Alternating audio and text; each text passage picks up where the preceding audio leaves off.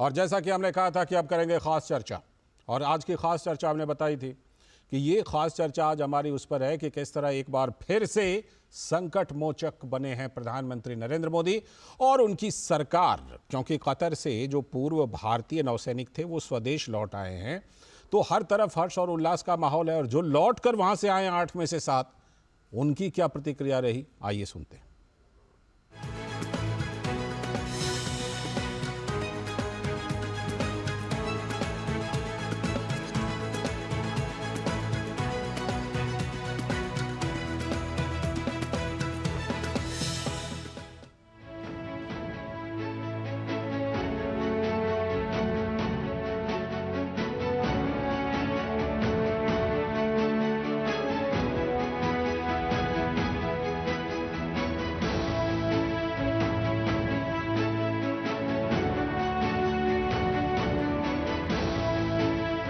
आज से 45 दिन पहले इनकी फांसी की सजा को उम्र कैद में बदल दिया गया था, और अब भारत के नौसैनिक अधिकारियों को उनको वापस यहाँ पर लाकर एक दिखाया है कि हर एक जान की कीमत, हर भारतीय की जान की कीमत है। ये मोदी सरकार है। तभी तो ऑपरेशन गंगा में यूक्रेन से लगभग 27,000 भारतीय छात्र छात्राओं को सुरक्षित निकाला गया। दुनिया के किसी भी कोने में युद्ध हुआ हो या संकट आया हो, भारत के लोगों को सुरक्षित निकालकर लाया गया।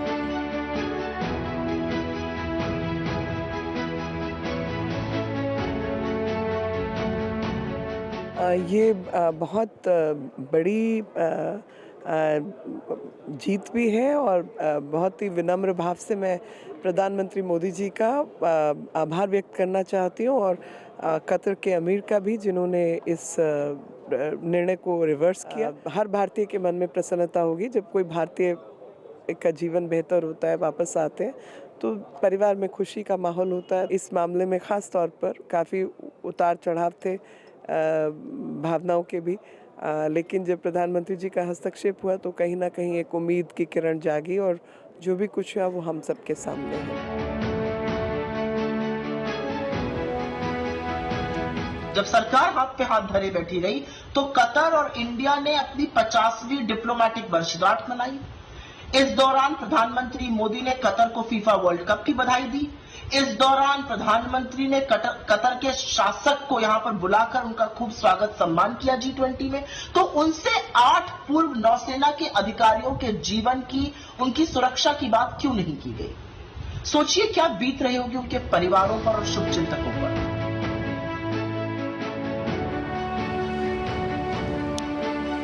वापस इंडिया पहुंच गए हम सेफ एंड साउंड, और definitely honourable prime minister Shri Modi को धन्यवाद करना चाहेंगे कि उनके पर्सनल इंटरवेंशन से ये पॉसिबल हुआ, और गवर्नमेंट ऑफ कतार के हिज एक्सेलेंसी द अमीर को कि उन्होंने ये होने दिया।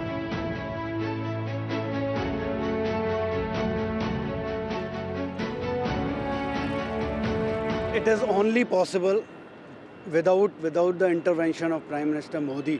It wouldn't be. आज हम आपके सामने खड़े नहीं हो रहे होते अगर इंटरवेंशन नहीं होता एट दैट लेवल।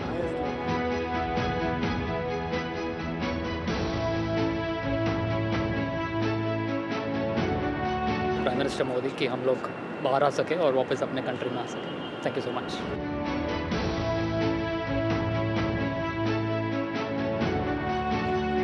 ये वाले दिन का हम बहुत दिनों से वेट कर रहे थे, और प्राइम मिनिस्टर मोदी और उनका पर्सनल इंटरवेंशन, उनका इंटरेक्शन, और एक और मौका लेना चाहता हूँ कि थैंक करूँगा अमीर को कतर के, जिनके उनके इंटरेक्शन के कारण आज हम यहाँ खड़े हैं।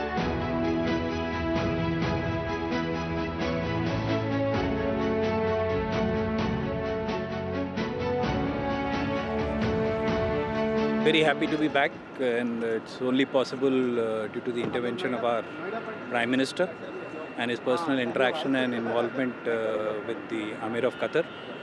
And we're thankful so much for the Government of India. Thank you so much.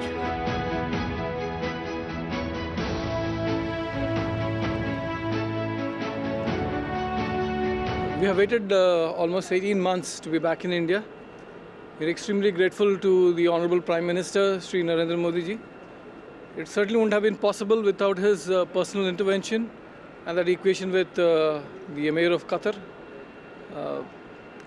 I think we are grateful to the government of India at the bottom of our heart. Bharat माता की जय, भारत माता की जय।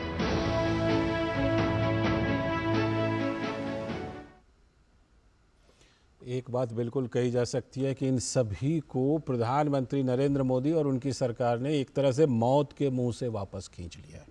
इसलिए जब वो अपनी प्रतिक्रिया दे रहे थे तो रोंगटे खड़े हो रहे थे। आज इसी पर चर्चा करेंगे। हमारे साथ जुड़ रहे हैं हमारे संवाददाता अमृतपाल सिंह, हमारे सलाहकार संपादक विनोद मिश्र जी, साथ में अनुजा कपूर जी, भारतीय जनता पार्टी के प्रवक्ता, राहुल लाल जी, पॉलिटिकल एनालिस्ट, राजनीतिक विश्लेषक, और डॉक्टर अंशु जोशी जो कि जेएनयू की प्रोफेसर हैं स्कूल ऑफ इंटरनेशनल स्टडीज की। आप सभी का बहुत बहुत स्वागत है इस चर्चा में। मैं सबसे पहले अमृतपाल अपने संवाददाता से एक अपडेट ले लेता हूं। अमृत, डिप्लोमेसी का डंका आपने हर जगह से, चाहे वो ऑपरेशन गंगा रही हो या फिर वो कहीं से भी खाड़ी देशों से ऑपरेशन चलाया गया हो, इजराइल से ऑपरेशन चलाया गया हो, आपने सब जगह से रिपोर्ट की है। एक बार फिर से जिस तरह से इन 8 लोगों की रिहाई हुई है अमृत, ये निश्चित रूप से कहा जा सकता कि इस पैटर्न पर तो पहले कुछ गिने चुने विकसित देश काम करते थे। कहा जाता था कि एक एक नागरिक की वो काउंटिंग करते थे और उनको बचा लेते थे। अमृत जी बिल्कुल ठीक, आप ठीक कह रहे हैं कि एक डॉगिड परसुएंस रही इस केस में। डिप्लोमेटिकली आपने लीगल असिस्टेंस एक्सटेंड की और उसके बाद पॉलिटिकल इंटरवेंशन की आपने हाईएस्ट लेवल पर। जब प्रधानमंत्री ने आमिर के कतर के आमिर से बात की और फिर हमने उसके नताइज देखे। पहले डेथ सेंटेंस हुआ इस केस में, फिर उसको कम्यूट किया गया और फाइनली अब एकदम खबर आई कल रात के इनको छोड़ दिया गया है 8 को, जो हमारे फॉर्मर नेवल ऑफिसर्स और मेन हैं, और उसमें से 7 देश भी लौट आए हैं। एक टेक्निकलिटीज़ की वजह से 1-2 दिन में लौट आएंगे। तो क्लियरली एक डिप्लोमेटिक सक्सेस है और उसके पीछे अपने नागरिकों को बाहर जहां भी फंसे हुए हैं या उनको जिस तरह की मदद या सहायता की ज़रूरत चाहिए होती है तो भारत सरकार वो प्रोवाइड करती है। आप ठीक कह रहे हैं कि ये हालांकि हमारी मिशंस का मैंडेट ही ये होता है, पर स्पेसिफिक केसेस में हमने देखा है कि जिस तरह का रिन्यूड विगर दिखता है वो पहले के मुकाबले से ज़्यादा एक्सेंटेड है। जी मैं लौटता हूं आपके पास, और क्या कुछ इस मामले में, जैसे कहते हैं ना कि पॉलिटिकल भी बातें बहुत सारी हुई, उस पर मैं लौटूंगा। मैं इससे पहले प्रोफेसर अंशु जोशी आपको शामिल करता हूं चर्चा में। प्रोफेसर जोशी, जिस तरह से ये भारत और कतर के बीच एक लग रहा था कि जैसे कि नामुमकिन सा ये हो कि इनकी रिहाई हो जाएगी, लेकिन आज हम देख रहे हैं कि हकीकत बन गया, रिहाई हो गई, वो स्वदेश 7 लोग वापस आ भी गए। इससे क्या ये जो एक 2 देशों के बीच अंडरस्टैंडिंग, पार्टनरशिप, और फिर जो जिसे हम कहते हैं ना कि ये जो जियोपॉलिटिकल सिनेरियो है इस इलाके का, जिसमें कतर एक अहम देश है और हम जानते हैं कि कतर का कितना इन्फ्लुएंस है, ख़ास तौर पर 54 देशों का जो संगठन है वहाँ पर, उसमें कतर का कितना इन्फ्लुएंस है, तो भारत और कतर के बीच जो ये हुआ है, इसे कितनी बड़ी डिप्लोमेसी की कामयाबी माना जाए प्रोफेसर जोशी? बहुत बड़ी कूटनीतिक विजय है और इसके लिए हम अपने प्रधानमंत्री श्री नरेंद्र मोदी के नेतृत्व को जितना भी धन्यवाद दे कम है, और उनके साथ हमारे जो माननीय विदेश मंत्री और हमारे एनएसए चीफ अजीत डोवाल जी का एक कहीं ना कहीं पीछे से योगदान रहा है, उसे भी हम न भूले, क्योंकि ये पिछले 18 महीनों का हम कह सकते हैं कि एक हमने ये लड़ाई लड़ी और हमारे इन पूर्व 9 सैनिकों को मृत्यु की सजा पिछले अक्टूबर 2023 में सुना दी गई थी। तो हमारी भारतीय सरकार ने इस कतर के इस निर्णय के खिलाफ हमने एक याचिका दायर की, हमने इस पर केस लड़ा। दिसंबर में हमें एक विजय मिली कि उन्हें मौत की सजा से उस सजा को आजीवन कारावास में बदल दिया गया। लेकिन फिर अब हमने एक बड़ी कूटनीतिक विजय प्राप्त की जिसमें हमारे पूर्व 9 सैनिकों को बरी कर दिया गया। और एक चीज समझे, इन पर जासूसी का आरोप लगाया गया था, तो कहीं ना कहीं ये सत्य की जीत है, ये भारत की जीत है, क्योंकि जिस प्रकार के आरोप लगा करके इन्हें पहले तो पकड़ा गया था और फिर इन्हें ये सजा सुनाई गई थी, वो आरोप भारत के लिए असहनीय थे। जासूसी का आरोप हमारे नौसैनिकों पर लगाया गया था और इसमें फिर जिस प्रकार का भारत सरकार का एक बहुत ही महत्वपूर्ण रुख रहा, प्रधानमंत्री श्री मोदी ने अपने जो व्यक्तिगत संबंध हैं, उन्होंने स्वयं कतर के आमिर से बात की, उनका अगर व्यक्तिगत हस्तक्षेप इसमें नहीं होता तो शायद ये विजय हमें नहीं मिल पाती, और इसीलिए हम बार बार कह रहे हैं कि कूटनीतिक विजय है। ठीक है, बिल्कुल ये कूटनीतिक विजय है, डिप्लोमेसी का डंका है, इसमें कोई शक की बात नहीं। मैं अब जरा इस चर्चा पे थोड़ा सा इसमें जो पॉलिटिक्स भी हुई है ना उसको भी शामिल करता हूँ। रुख करता हूँ अपने सलाहकार संपादक विनोद मिश्र जी का। विनोद जी, हमने अपनी रिपोर्ट में दिखाया कि मोदी है तो मुमकिन है ना, जिस तरह से कि तमाम मतलब चाहे वो अभिनंदन से लेकर के और अभी तक ये जो पूर्व नौसैनिकों की रिहाई हुई है, इस बीच में तमाम जो भी ऑपरेशन चले हैं, ये निश्चित तौर पर एक साथ कई संदेश देता है। दुनिया में भारत का कद, भारत की डिप्लोमेसी का डंका, प्रधानमंत्री नरेंद्र मोदी का जो प्रभाव है, उनका जो असर है वो देश से बाहर विदेशों में भी, ये तमाम संकेत एक साथ मिलते हैं। विनोद जी, लाजी, मैं आपकी ही बात से आता हूं कि मोदी है तो मुमकिन है। अभी कुछ दिन पहले फॉरेन मिनिस्टर एस जयशंकर ने कहा था कि भारत से जो विदेश जाने वाले भारतीय नागरिक हैं जी, वो इस बात को समझते हैं कि उनके पास प्रधानमंत्री मोदी है। तो ये विश्वास और एक भरोसे का है कि उनको पता है कि उनके पास प्रधानमंत्री मोदी है। अभी मैं कहीं पढ़ रहा था कि ये देखिए कि एक पूरा बड़े सीईओ है कंपनी के, मैकेंजी ग्लोबल शायद, कि उसके सीईओ ने कहा था कि ये भारत का दशक नहीं, भारत की शताब्दी है।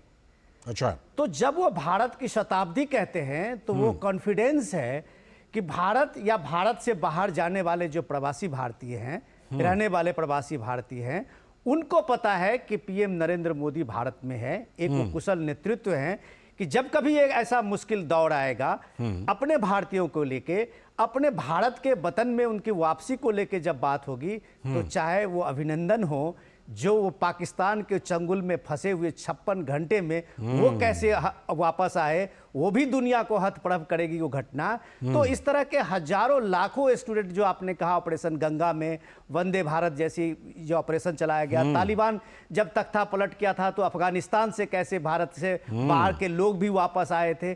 तो इस तरह के ऐसे दर्जनों मामले आपको इस दशक में मिलेंगे जिसमें ये भरोसा बढ़ाया है कि भारत के पासपोर्ट की क्या ताकत है और भारत के नागरिकों की क्या अहमियत है। तो इसी से आप कहते हैं कि मोदी है तो मुमकिन है। मोदी है तो मुमकिन है।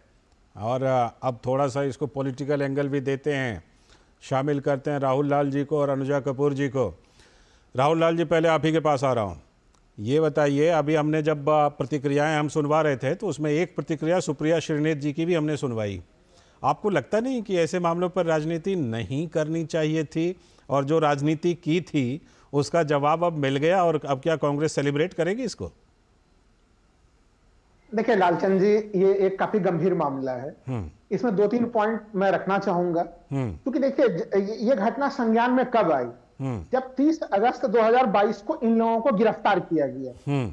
उस समय क्या स्थिति थी? देखिए, आज सरकार जो है कि श्रेय लेने में लगी हुई है, पूरा सरकार की हम लोगों ने रिहा कराया, लेकिन सरकार बिल्कुल सोई हुई थी। 30 अगस्त 2022 तक सरकार को पता भी नहीं था कि कतर में जो है कि 8 पूर्व नौसैनिकों को जो है कि गिरफ्तार किया गया।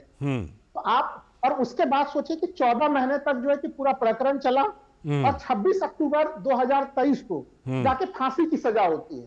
तो गिरफ्तारी के समय में आप सोए हुए रहे, और फिर 14 महीना तक वो लोग लगातार जेल में रहे, और फिर भी फांसी की सजा हो गई। इसमें क्या टेक्निकल बातें थी, क्यों नहीं जानकारी? हाँ, देखिए प्रोफेसर अंशु जोशी भी असहमति व्यक्त कर रही हैं। मैं आऊंगा प्रोफेसर जोशी। मुझे पता है कि मैं पैनल में सबसे अलग राय रख रहा हूँ, मुझे पता है ये चीज, लेकिन क्या मैं तथ्यता गलत हूँ?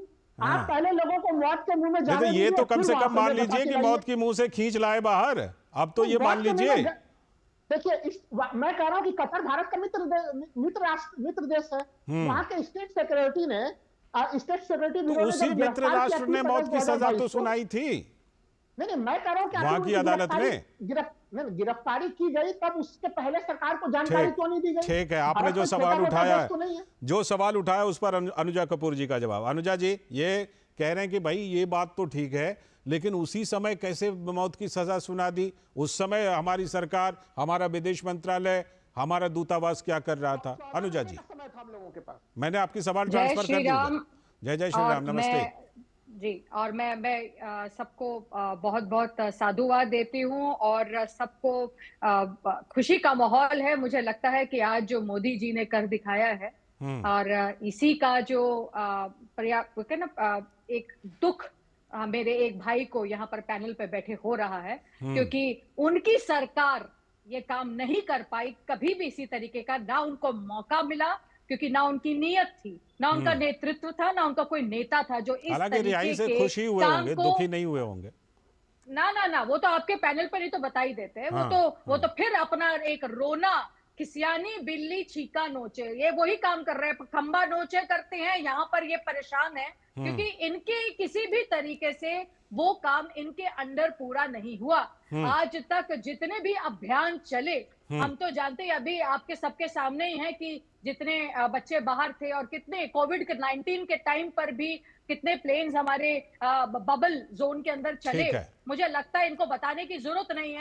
एक चीज जो मैं रिपोर्ट में बता दी, एक और चीज मैं बता दूं, शायद मेरे भाई ये भूल गए कि 15 मछुआरे भी छोड़कर श्रीलंका से जो आए हैं निर्मला सीतारमण जी के अंडर, मुझे लगता है इसका भी इनको ज्ञात नहीं है। इनको ये भी मैं याद दिला दूं और एक और बता दूं, कैप्टन अभिनंदन जी जी जी, भी उसका जिक्र किया हमने। और एक और बता दूं, श्री राम को भी राजीव गांधी के टाइम से छुड़ाकर आज उनके घर में लेकर आए हैं। ठीक है, तो मैं ये भी इनको ज्ञात दे देती हूँ कि ये लौटता हूँ अनुजा जी, हमारे मुद्दे का तो उत्तर नहीं है।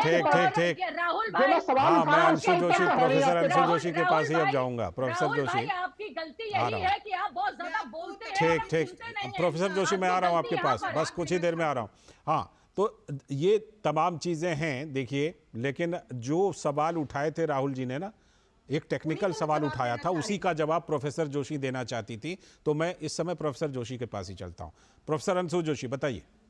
धन्यवाद लालचंद जी। यहाँ दो तकनीकी महत्वपूर्ण बिंदु हैं जिनको हमको कूटनीति के जो बेसिक्स जानते हैं वो इस चीज को समझेंगे। देखिए 30 अगस्त 2022 को ये गिरफ्तारी हुई थी, जिसमें देहरा टेक्नोलॉजीज में काम करने वाले ये जो हमारे 8 पूर्व सैनिक थे, इन पर जासूसी का आरोप लगाकर इन्हें गिरफ्तार कर लिया गया था।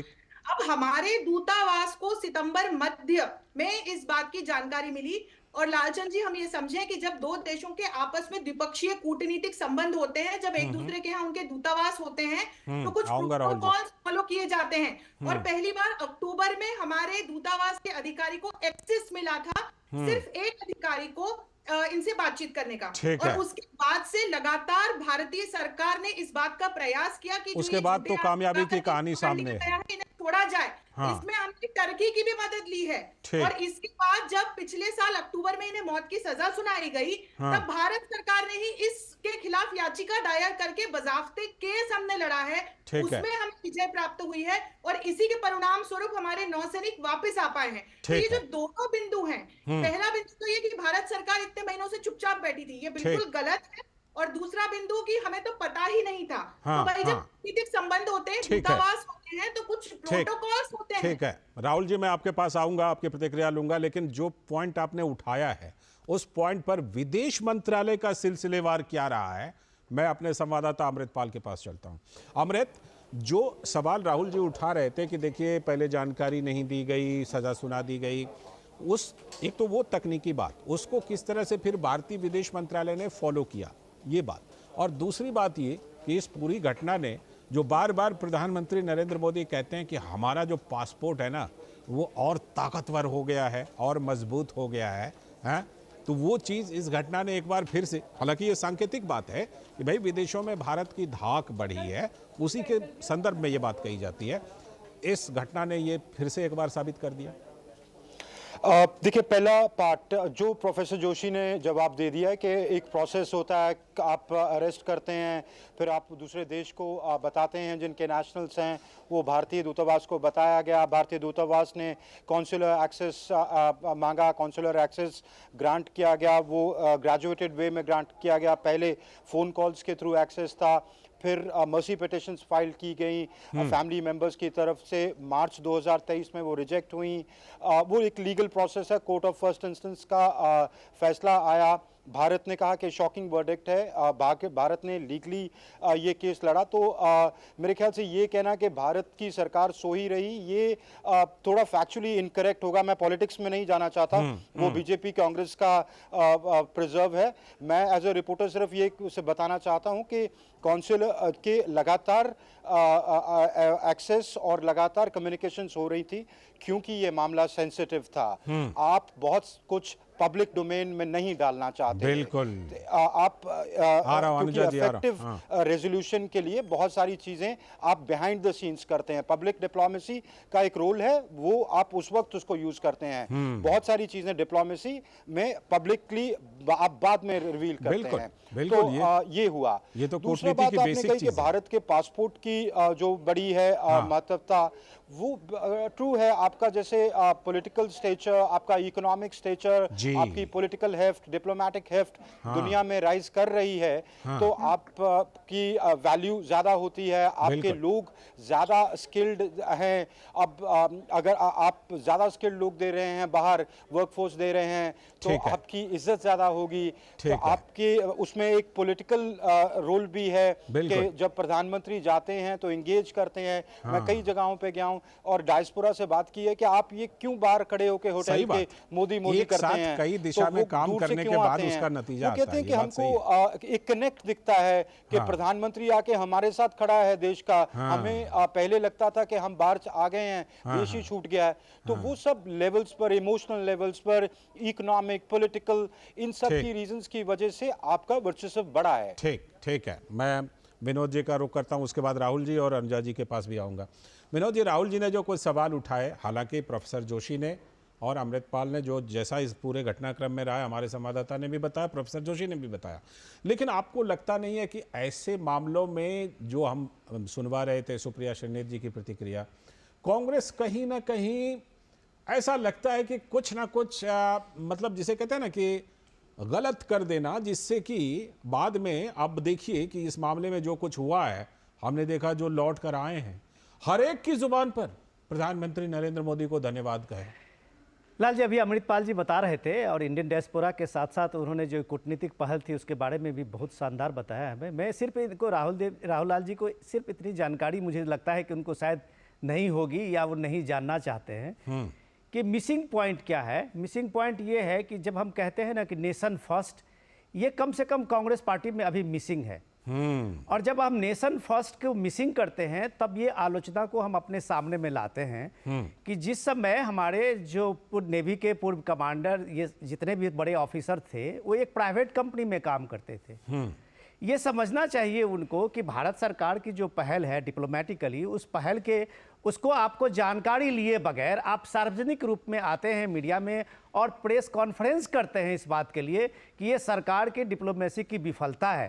आप यहाँ के फॉरेन मिनिस्ट्री पे सवाल उठाते हैं, तो ये सवाल माना जाएगा कि नेशन फर्स्ट की जो विचार थी वो कांग्रेस में नहीं है, कहीं मिसिंग है। 40-50 साल आपने भी देश संभाला है, आपकी पार्टी ने भी देश संभाला है। इतना तो कम से कम पैसेंस और धैर्य होना चाहिए कि मोदी है तो मुमकिन है और वो करके दिखाएगा। मैं इसलिए अभी बात कर रहे थे तो थोड़ी सी समझने की जरूरत क्यों है। आज अगर इंडियन डायस्पोरा जब पीएम का प्रोग्राम किसी भी दुनिया के देश में हो, चाहे वो अमेरिका में हो, ब्रिटेन में हो या और छोटे देशों में, अफ्रीका में हो, जहां भी भारतीय मूल के लोग हैं, वो क्यों सैकड़ों मील सफर करके मोदी के उस विजिट में वहां पे किसी इंडियन डायस्पोरा के किसी सम्मेलन में आते हैं? क्योंकि यकीन दिलाने आते हैं। ये कम्युनिकेशन, एक संवाद है जो पहली बार एक पीएम मोदी अपने तरफ से स्थापित करते हुए जब विदेश जाते हैं तो अपने लोगों से स्थापित करते हैं। यही भरोसा था। मैं इसलिए बात आपको कह रहा हूं ना, अभिनंदन की चर्चा हम लोग इसलिए करते हैं कि जिस दौर में आप बालाकोट के इस पे सवाल उठा रहे थे, एयर स्ट्राइक पे, और आप सबूत मांग रहे थे, उस दौर में देश की जनता टकटकी लगाई हुई थी कि 56 घंटे से जो बंद है, हमारा पाकिस्तान के चंगुल में फंसा है, वो हमारा अभिनंदन कैसे वापस आएगा।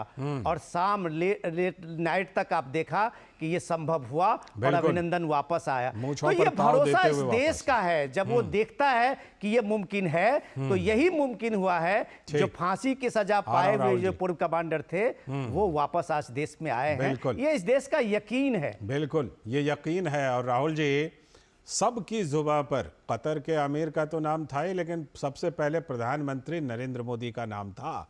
तो आप इस चीज़ से इनकार नहीं कर सकते। आप जो कह रहे हैं कि मैं आज अलग थलग पड़ गया हूं, तो इसके लिए फिर कांग्रेस पार्टी और आप जैसे समर्थक उसके जिम्मेदार हैं, क्योंकि आप ऐसे सुर में सुर, मतलब ऐसे मामले में मिलाना चाहिए एक जिम्मेदार विपक्ष के नाते। राहुल जी, देखिए विनोद जी देश के विद्वत जनों में से शामिल हैं, लेकिन मैं अब उन्हीं के बात से शुरू करता हूं कि देखिए क्या विपक्ष की क्या भूमिका होती है। अगर ऐसे समय में सरकार, अगर मैंने कहा कि रचनात्मक आलोचना, अंधा आलोचना नहीं, मैं रचनात्मक आलोचना की बात कर रहा हूँ लालचंद जी। कि अगर सरकार सुसुप्तावस्था में चली गई थी और उन आलोचनाओं से हमें तो कह रहा है कि आज तो कांग्रेस की प्रशंसा होनी चाहिए। आपकी सुसुप्तावस्था वाली बात से ना प्रोफेसर जोशी सहमत ना हमारे संवाददाता सहमत है। मैं बस देखिए लोकतंत्र में सहमत असहमत ये बात, ये इससे मैं सहमत हूँ, असहमति के लिए सहमति।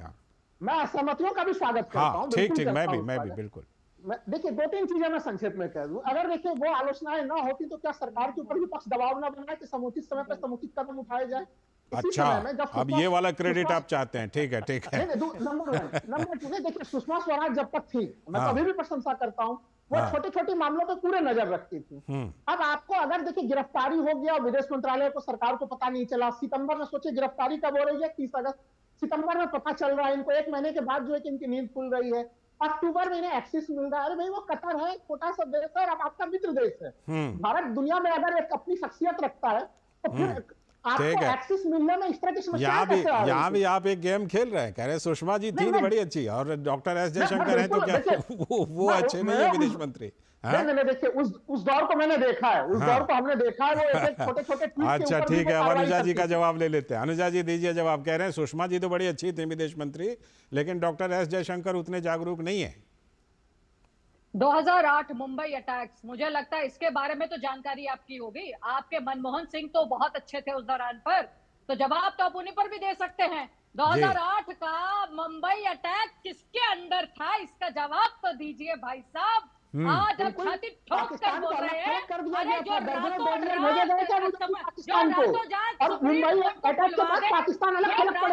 सुप्रीम कोर्ट को खुलवा दे, आज उसकी बातें करने वाले, निर्भया अटैक के अंदर बातें करने वाले, जो अपनी 56 इंच की सीट के अंदर बैठ कर सोनिया गांधी जी टीवी पर देखती थी और बाहर नहीं आती थी, आज बात करने आ गए करप्ट। अच्छा ठीक है, चलिए राजनीतिक आरोप प्रत्यारोप के बीच मुझे एक टिप्पणी प्रोफेसर जोशी से लेनी है। प्रोफेसर जोशी, आप कुछ छोटी सी टिप्पणी करना चाहती थी, कीजिए। मैं बस छोटी सी एक बात जोड़ना चाहती हूँ कि अपने देश के भीतर वाद विवाद करना उचित है, पर जो इस प्रकार की हमारी नेशनल इंटीग्रिटी से जुड़ी चीजें हैं, उसको लेकर देश के बाहर का जब ये मसला है, तो इस पर सभी को सहर्ष इस हमारी जो ये विक्ट्री है इसका स्वागत करना चाहिए, इसको सेलिब्रेट करना बनता है।